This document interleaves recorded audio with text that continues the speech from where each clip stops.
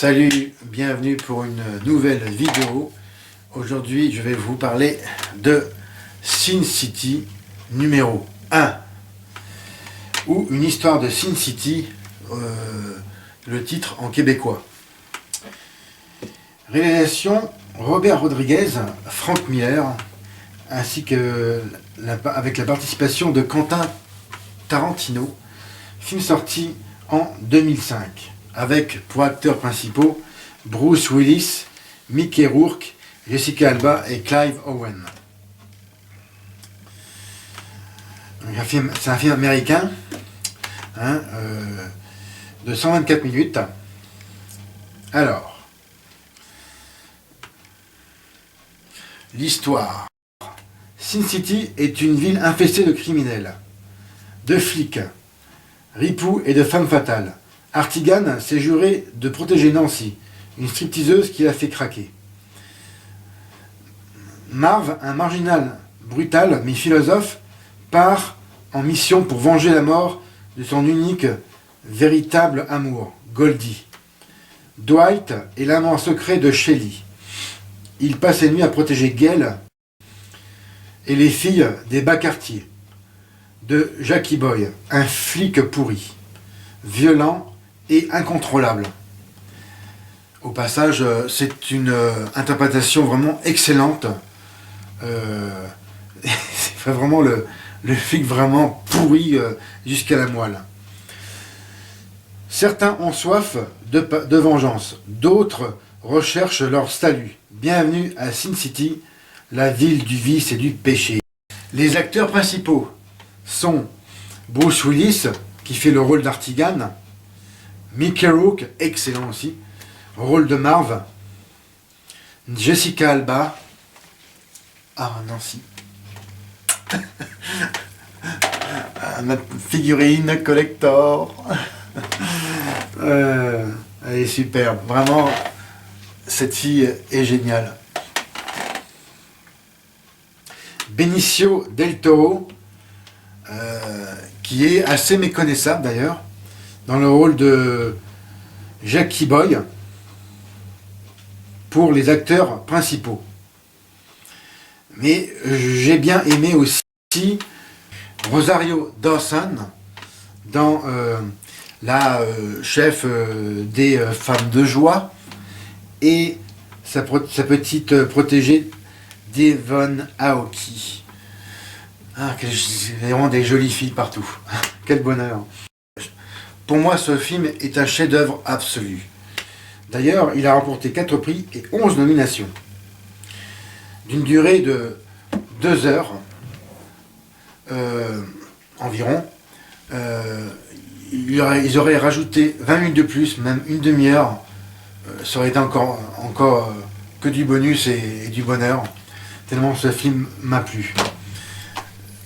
Le rôle des acteurs, ils jouent tous très bien. Il n'y a pas à chier.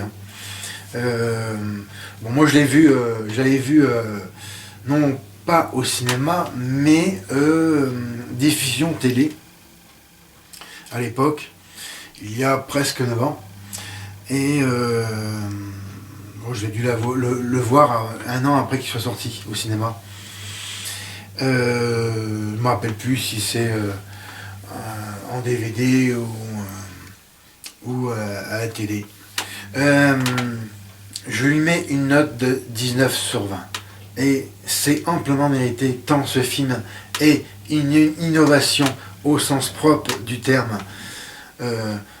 Avoir réussi à marier les couleurs noir et blanc avec quelques touches de couleurs, je trouve ça vraiment hyper bien pensé. C'est poétique.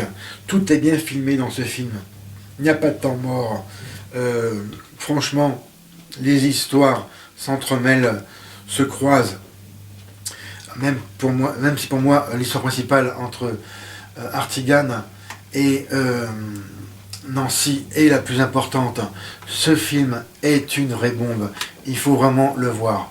Même si on n'est pas dans l'univers de la bande dessinée, c'est-à-dire que si on ne connaît pas du tout cet univers-là, comme c'était mon cas, je ne savais pas ce dont parlait Sin City. Il faut au moins essayer l'expérience. Vous n'êtes pas obligé d'aimer les bandes dessinées, mais ce film est vraiment une trouvaille absolue. Sans hésiter, je pensais à mettre 20 sur 20, mais quand même, ça veut dire qu'un film est parfait, et pour moi, ça n'existe pas. C'est pour moi un chef-d'œuvre absolu, comme je le disais.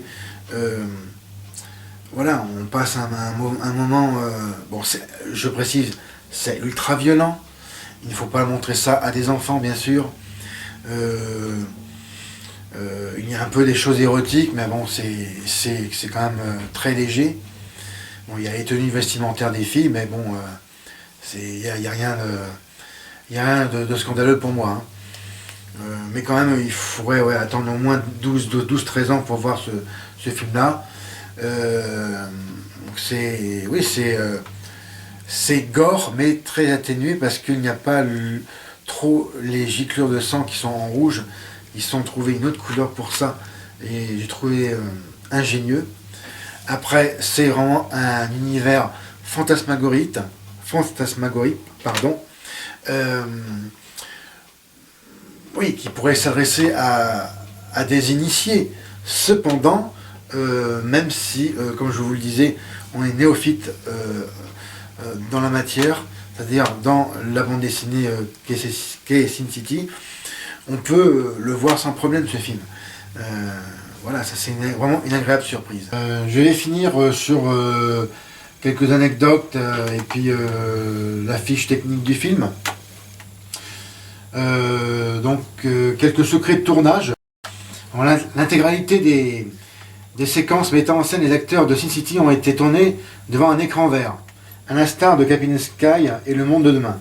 Les extérieurs de ce long métrage tournés avec des caméras numériques haute définition ont ensuite été ajoutés indépendamment au stade de la post-production. Donc ça concerne une technique de tournage particulière. Robert Rodriguez sur tous les fronts, depuis ses débuts en tant que réalisateur, avec El Mariachi et Robert Rodriguez, occupe de nombreux postes sur chacun de ses films.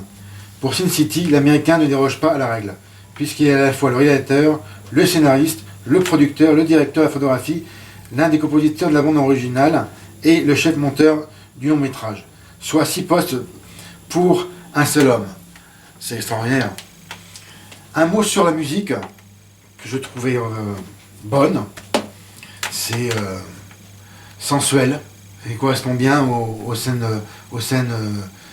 avec les femmes. Voilà. Ce qui clôture ma critique et mon opinion sur ce magnifique film. Je le recherche en édition collector, numérotée. Ça, je ne sais pas si je vais la trouver un jour. Pour l'instant, en magasin traditionnel, c'est introuvable. Mais je poursuis la quête du Graal. Je vous souhaite une bonne continuation. Voyez mes autres vidéos. À venir, la critique de Sin City numéro 2. J'ai tué pour elle que je suis allé voir hier. Donc, retrouvez-moi prochainement. Bien, écoutez, à bientôt, je l'espère. Ciao, c'était Fred sur Post Ciné. Bon cinéma.